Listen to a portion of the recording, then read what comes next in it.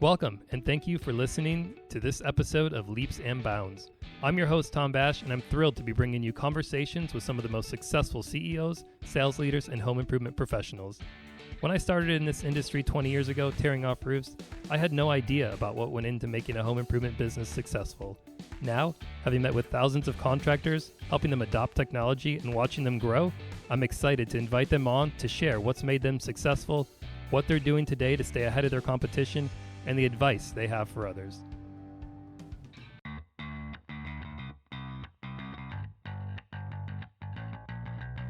On today's episode, I'm joined by Brad Gardner of Hometown Restoration.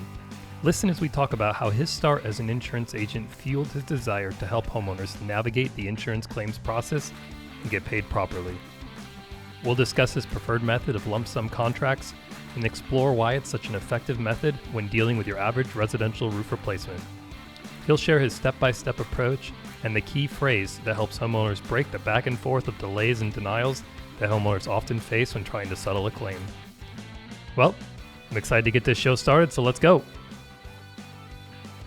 Hey, Brad, welcome to the show. Hello. Thanks for having me.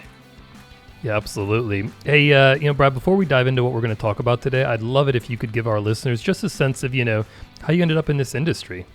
Yeah. Okay. So, I was an insurance agent, and I've been an agent for about 3 years with a company out of Alabama, and had done really, really well with them. But I'd done well because I told all of my clients that if they ever had a claim, even though my premiums were a little bit more than other premiums, we would always show up with the checkbook. And what happened was we had a big hailstorm, and it wasn't long before everybody was mad at me because we weren't really doing a good job of paying out. And so I ended up switching sides. I left that insurance agency and got into the roofing business and started helping folks get paid properly. And that's kind of been the premise. I've been doing that the entire time. That was been what got me as a salesman. That was my goal, was just to help people get paid properly. And then when I started my own company, it was always going to be about the customer first thing. And we've carried forward, and it's like, how many more people can we help? And so now I try and help contractors and other people learn how to do it, so everybody can get paid properly. That's kind of the goal. Yeah, I love that. And we're going to talk more today about lump sum contracts, but I'd like to maybe just back up a little bit and have you tell us more about your experience as an insurance agent and the role that you played. I know you didn't do much with claims, but maybe you can shed some light on what your role was. Yeah, so your agent really isn't. They don't teach you much about claims. They kind of keep the sales of insurance completely separate from the claims part, sure. Right? So they hire the guy that's the good guy at the church and or whatever community he's in, and they bring him in, and he sells everybody insurance, and then they don't want that guy doing the paying out because he'll just give away the farm, right? So they hire a completely different personality, right, to do that. So before getting into the storm that we had in 2013, I had really no experience with claims. I mean, I don't think I knew anything about how it paid out. It was kind of a trial by fire. Like I just knew how to sell it, and hey, give me a premium, and we'll be there with the checkbook when you need something. Right. And that's not what happened, So I really wasn't much about claims or any claims experience that I knew. It was really more of, I dove into it, started figuring it out and learning the rules because my clients were getting, mad at me. Yeah. So that's kind of what happened. I had one particular case where, I lost a big farm policy with a father and a son because we ended up paying out like $12,500 after the deductible. And then the guy roofed it himself. And then the adjuster goes back and starts demanding like $10,000 back. It was all based on cost incurred.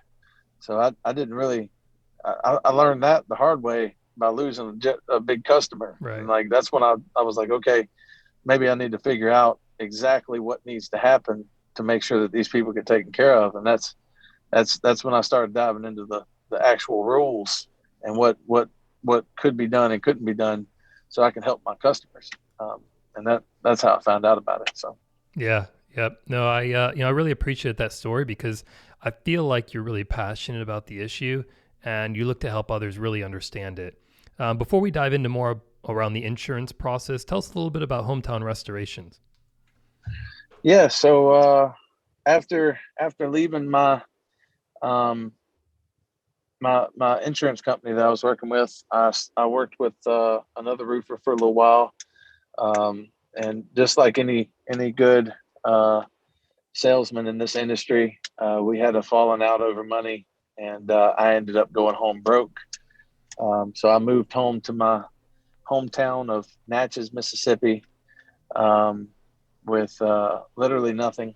I started with my grandfather let me borrow the $57 to start the LLC, and I had a guy that ended up being a salesman for me give me the $100 to open a bank account, and we started grinding. I Wow. was living on my grandmother's couch in my hometown, and I knew how important it was to be local. So we Yeah. really played. That's about the only thing we had that we could play up, that we were local. So um, my brother and I and one salesman, and we took off, and we went out there and we were hometown restoration, and that's kind of how it started. And Wow. it has since grown.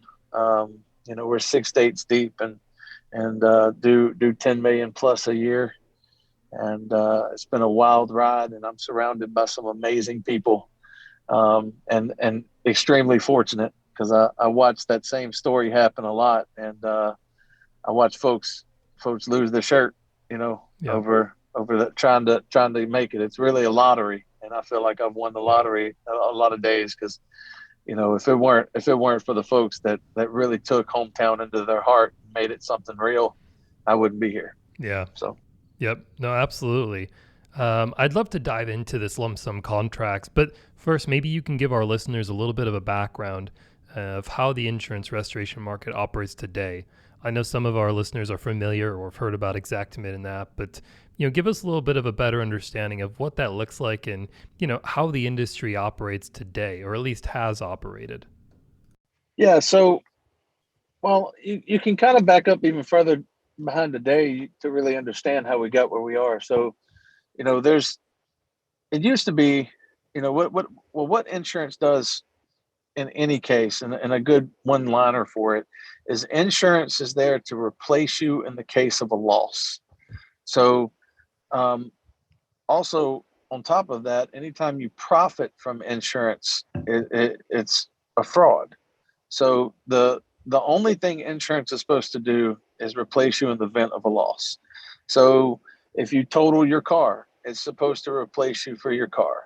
If someone dies, life insurance is going to replace that person based on the preset value that you decide. So um, replacement of loss is what insurance is about. So the way that was determined with property insurance was if you had like repairs that were deemed a loss from and a sudden loss at that, um, you would turn in your invoices, and you know the adjuster would take a look at it, make sure that it was in line, and they would pay out. And kind of what happened, this is pre-computers, right? So what happened was the adjusters and the contractors would get a little greedy, so they would beef up estimates and say if it was a $10,000 job and the folks had a $1,000 deductible, they'd say, "Hey, we're going to beef this up to 12,000, and we'll take care of your deductible." And maybe the adjusters might have friends that they would take care of, or contractors that they would pass all of the work to, and they would approve this contractor's work to do. There was a lot of handshaking going on, and so insurance companies needed a way to standardize what was being paid out. So right about that time, here comes Xactimate in the early 2000s, which was a estimating program, and it's supposed to update monthly on prices for labor and materials in the area. And that you put in your zip code, and you'll go in there and you'll list out each individual thing, and it bids on what's called a cost plus basis. So it takes the actual line items for each thing, each pipe boot, each nail, and it says this is the cost, and here's the profit percentage that we can add on top of it. And they send that out, and they take the homeowner's deductible away from that number, and that's what's paid out on a replacement cost policy. Yeah, no, that makes a lot of sense. And I guess one of the things that I see a lot, and maybe the word fighting is harsh, but there's a lot of disagreement about what an insurance carrier wants to pay and what a contractor feels a job costs. So that's what's happened. Fighting isn't harsh; it's an all-out war at this point. It wasn't when I started and early on, but the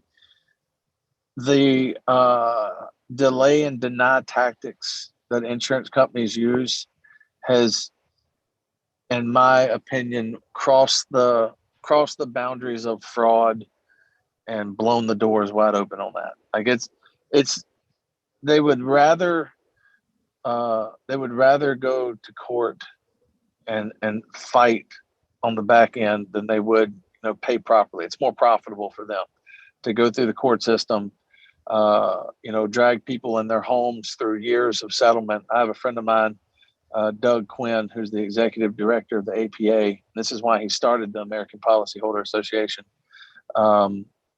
He went 7 years before he was able to get back in his home from Hurricane Sandy. Wow. It has gotten real egregious, and it's bad. Every claim is an all-out battle, and they use this program Xactimate to manipulate pricing. They'll say things like, we don't pay for pipe boots, or we won't pay for decking if it needs to be redecked, or we won't pay for these windows that lost their seal. Whatever it is, they'll everything is an argument in a battle, and you're not dealing with your local adjuster who you have to see in the store, or who has to see you for that matter. You're dealing with some desk adjuster across the country. You're dealing with some guy that they shipped in from a TPA firm. Like, you almost never deal with a local guy, and it's it's by design. They hire people that have like an engineer mindset, that are completely interested in things, not people, and they'll ship him in across the country to where he'll never have to see you again. And they give him a bonus if he underpays claims on his loss ratio. And they completely set the system up to take advantage of homeowners. So we try to battle that within the lines as much as we can. Yeah, and so one of the ways that you do battle this is with lump sum contracts. So talk to us a little bit about the difference between lump sum and cost plus. So cost plus is exactly what I said Xactimate is. It's where they take the cost of a project, or what they presume a cost will be, and you add a percentage to it, and that's your final number. So a lot, and cost plus bidding and lump sum bidding are the two ways that you can do a bid on any construction project. So, I mean, if you were going to do a large skyscraper, right, in New York, there are so many variables that you can't really guess what it's going to cost. Like, so you'll do an estimate that says we estimate it'll cost $100 million, right? And that's based on a cost plus. We're going to lock in a 30% profit for us. So if it ends up being 120, you're carrying that risk. So if we have, like, the price of steel goes up over the next 3 years while we're building the skyscraper, whatever the material deal may be, we can supplement on the back end and send you our final bill, because we're going to lock in our 30%. And that's what cost plus says. Lump sum says, hey, look, we estimate that it's going to be $110 million to build that skyscraper, and we take all of the risk on the price changing. So we say we can build it for 110. There will be no changes. We're locked in right there. So if you're the city that's trying to approve your new skyscraper, and you're like, okay, I've got 100 million here with an open checkbook at the end, or I can lock it in at 110 million. you might want to go with a lump sum estimate on something like a skyscraper.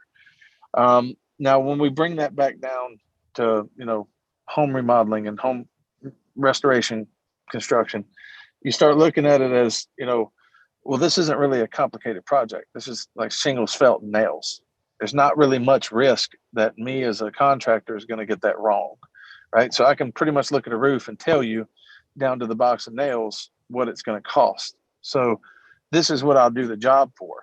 And I know that I'll have my profit margin in there. And if for some reason I measured it 2 squares short or something, that's on me, right? And that's what lump sum is. That doesn't really work for an insurance company. Because they'd rather manipulate the line items. They'd rather argue you down for things that you're still going to go put that ice and water shield, even if State Farm denies it, right? So they win by winning on the small fights. They win by saying, oh, if we can shave $1,000 off of each one of our claims, we could save $100 million a year. And that's why they do it that way. But no contractor has to subscribe to one way or the other, just whatever you want to do. So your estimate and your bid is what you'll do the job for. You just have to be upfront with how you're doing it. So if this is a cost plus bid, this is what it costs, and I'm not moving. And the homeowner doesn't have to pick what contractor or what the insurance company wants them to go with. So the homeowner gets to say, this is my contractor. This is how much it costs. Pay me for my invoice. Now, all of that's how it's supposed to work. And what happens is, let's say that, and you can see how that can be taken advantage of. I'm sure some of the listeners right now are like, well, I'll just write it for $50,000 and it's 15,000, like, right? Right. So there's an appraisal process, and it was insurance companies that actually wrote this into policies in their arbitration agreement because of this reason. They said, well, we don't want to overpay. We have to pay in the event of a loss, but we don't want to overpay. So if we can't come to an agreement on price, we will go to a third-party appraisal. And this is where the homeowner and the insurance company each hire a third party, and they have an arbitration. So at this point in the game, because of the overwhelming, I keep calling it fraud because I guess it just is, that happens on the insurance company, it is like 99.9% of the time in the favor of the homeowner to demand an appraisal.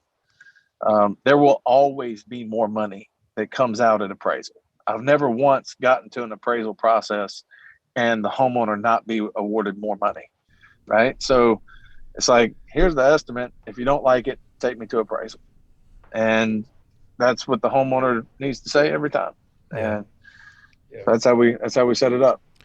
So, so to sort of summarize here, a big difference with cost plus is that the client assumes the risk, whereas the contractor is going to assume the risk with lump sum. Is that correct?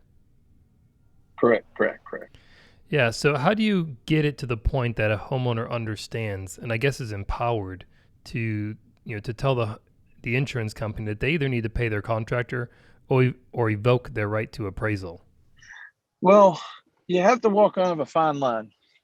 Insurance companies have, lobbied for laws like, unlicensed practice of public adjusting and stuff. So, in a roundabout way, I guess the best way to say it is for the homeowner needs to refer to their arbitration agreement in their policy and read how that goes. Now, they've never read a page of that policy.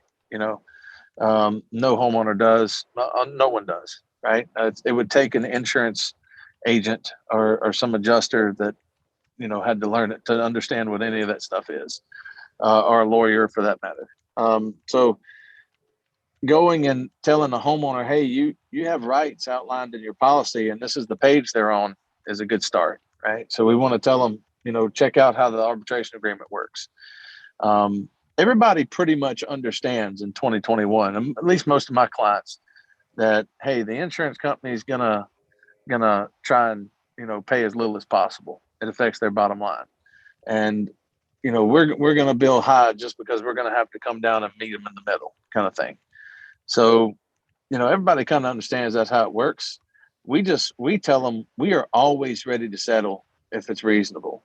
So If the homeowner takes a look at our estimate and says, you know what, I agree, and we ask them before we ever submit an estimate to an insurance company, we'll sit down and we'll say, here's what the insurance company paid you. Here's what we think should have been paid. Do you agree with everything here? And if it's like any questions, we answer them. There it is. So when the homeowner understands your estimate and we submit it to the insurance company together, we explain to the homeowner, look, the next step is they're going to call back and argue. It wouldn't matter how perfect our estimate is. They're going to call and argue. So rather than drag this through a long drawn out process, they will, as long as you let them, they'll keep dragging it out. They'll give you $500, $300, and they'll just keep nickel and diming you until you stop calling. What we want to do is just kind of set a firm stance up front. So we have everyone remember to say, either pay my contractor's invoice or take me to appraisal. And it's that one, we boil the one job that the homeowner has down to that one line. Either pay my contractor's invoice or take me to appraisal. Because if I'm wrong, Mr. Customer, it's going to come out at appraisal. If they're wrong, it's going to come out at appraisal. So what happens most of the time, Mr. Customer, is they're going to call me and they're going to say, Brad, what do we got to do to settle? We don't want to go to appraisal. It's going to cost us money to send a guy out there. It's going to cost us, we know we're going to lose the appraisal anyway. What do we got to do to settle this thing? And that's where I get to come to the table. But otherwise, they'll just keep dragging it out. Right. Now, if I'm a contractor, I've got to know my costs, right? I can't just go out there and say, this roof is, whatever, and come up with a price. Also, it's important to know when to settle, right? So what advice do you have for contractors about understanding what their price is? Well, it's amazing that any business owner, contractor, anything alike, would go be in business and not know what their cost is. But what has happened is we have great grandbabies of companies that only know Xactimate, right? So you have companies that have had bad practices, and the company they came from had bad practices, and so on. So we have to kind of get back to that.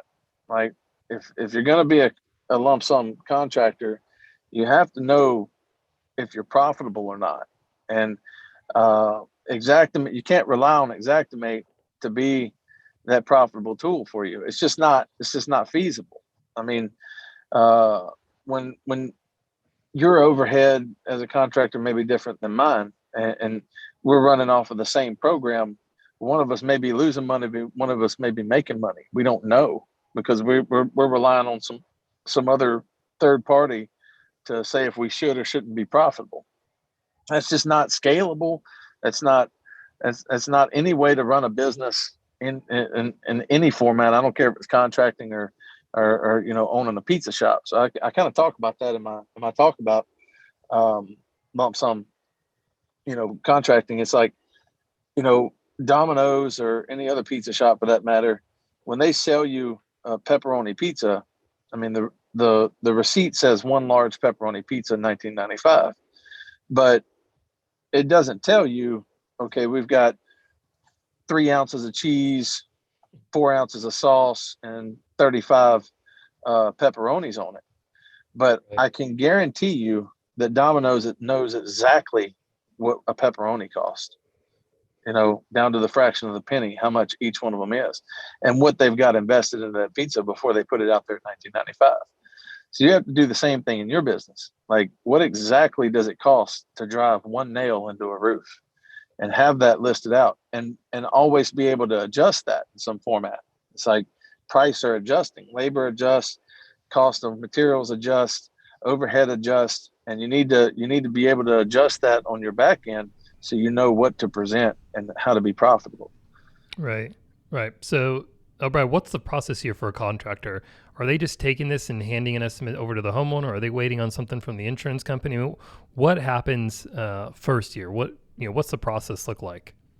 Yeah, we always want to get the first scope of work from the insurance company, for a couple of reasons. The main reason that you want to wait and not give it up is we want the insurance company to admit that there's damage and admit that they're responsible for it first.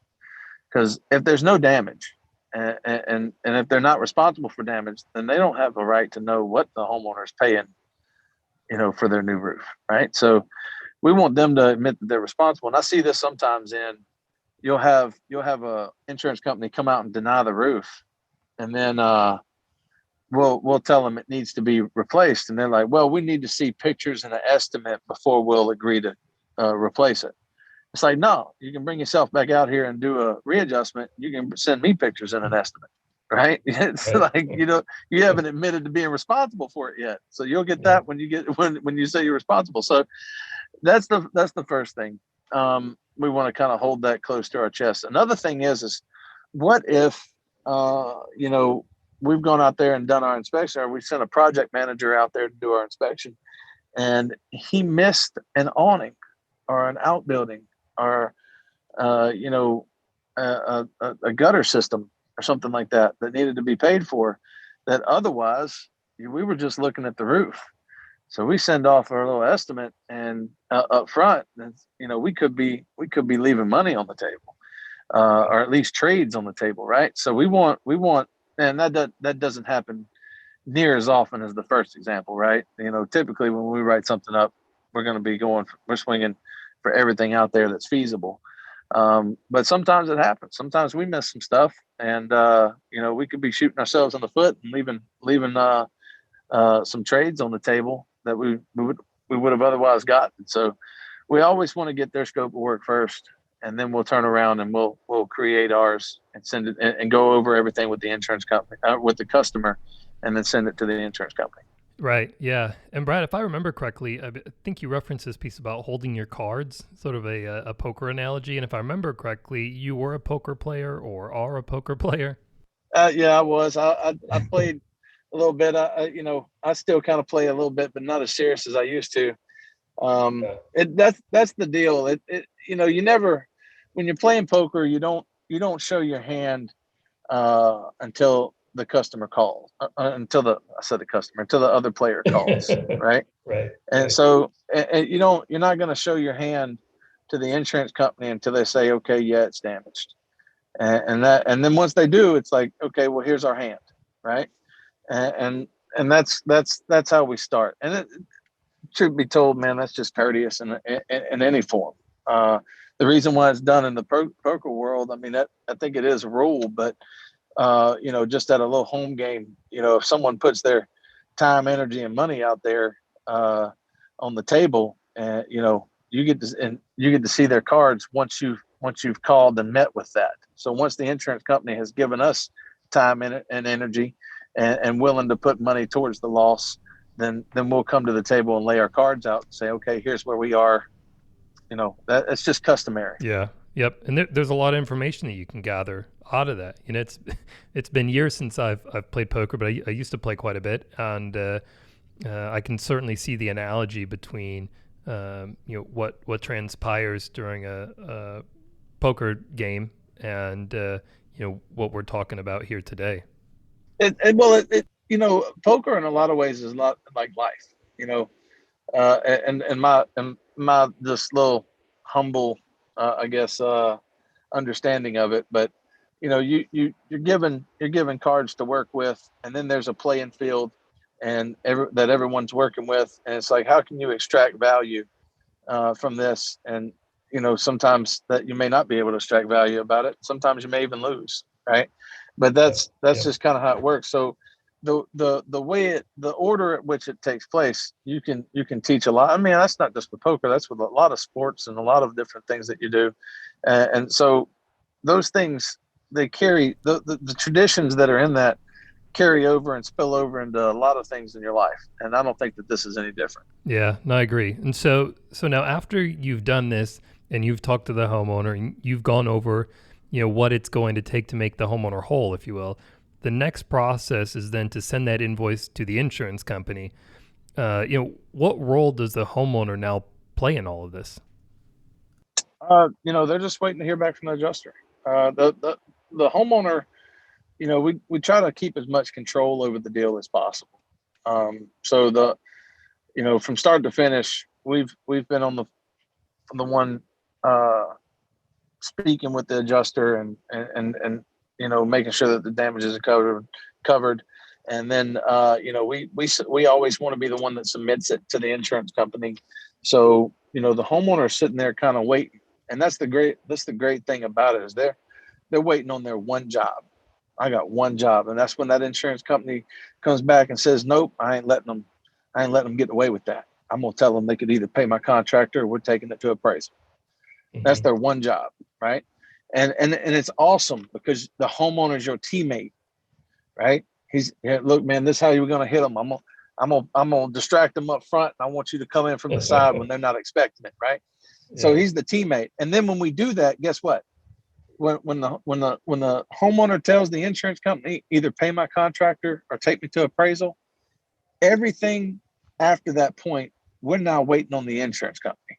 They hadn't paid me. They hadn't agreed to appraisal yet. There's no reason for a customer to be mad at me because we hadn't started. Like, I know I can't wait to start the job, Mr. Customer. But these people won't do what they're supposed to do. Call them again. Let them know. Yep. Take me to appraisal. Yeah. and it gives the homeowner a job, right? And otherwise they just say, well, my stupid contractor won't settle and fix my house. Right. So I love it. So now what percentage of claims actually go to appraisal? That would probably be something that would better be on the macro. I can tell from my little experience, not many. Sure. We maybe 1 in 10, somewhere in there, will end up like, and half of those is just some desk adjuster that doesn't know that he's about to lose, because no one ever does it, right? He's heard about appraisals, but no one ever's like put him in one, and then like he finds out, oh wait, we lost that. If more people did it, or more people put it out there, I think there would be less of them. But most of the time, what happens is the insurance company decides they don't want to deal with their hot-headed customer. They'd rather deal with you. And then so now we get to get on the phone and we get to settle with the insurance company. And that's where coming back to knowing the cost of your pizza is so important, because you have to know what margin you're willing to settle at. And it's like, we swung at a 45% margin, but we'll take 40. And being able to say that, otherwise you're sitting there. It's like, okay, we swung at 20,000, but the insurance company wants you to take 17. You don't know if you're profitable or not, and unless you know your numbers. So most of them do that. Most of it's like, hey, how do we settle with you? And we get a phone call, and a lot of times you'll get some stupid, response. Hey, we need a broken down line item estimate. It's like, it is broken down. It says quantities and what we're doing. It's just, no, but I need a price for each one. No, you don't. We're billing lump sum. And I've got in my group, the lump sum contractor, people are posting scope of works that are like one line item as per contractor bid, 54,000. It's like, because that at the end of the day, that's what's supposed to happen. It's like, okay, here's how much it costs. This is what the contractor said, right? That's what determines the cost of a project. So it's getting, when I first started fighting this battle, insurance companies thought I was nuts, but now that a lot more people are doing it, you're just running into some folks like, oh, you're one of those lump sum guys. Okay, we give up. Now, I'm glad you brought that up, because I've talked to a lot of contractors and I've asked them, hey, do you do lump sum contracts? Is that something that you do? And they say, well, I've heard about it, or I've tried it, or those kind of things. So obviously, you're really knowledgeable about this and passionate about it. If others want to learn about it, or, specifically folks that are listening today, how do they get in touch with you or get help or assistance? Yeah, well, there's a few ways. You can always go to my Facebook group, the Lump Sum Contractor.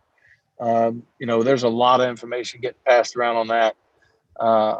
Folks are really diving in. I have a video kind of describing it. We plan to release more videos that go in depth on what our contract looks like and all that kind of stuff. So we put a lot of free information out on there just for everybody to have.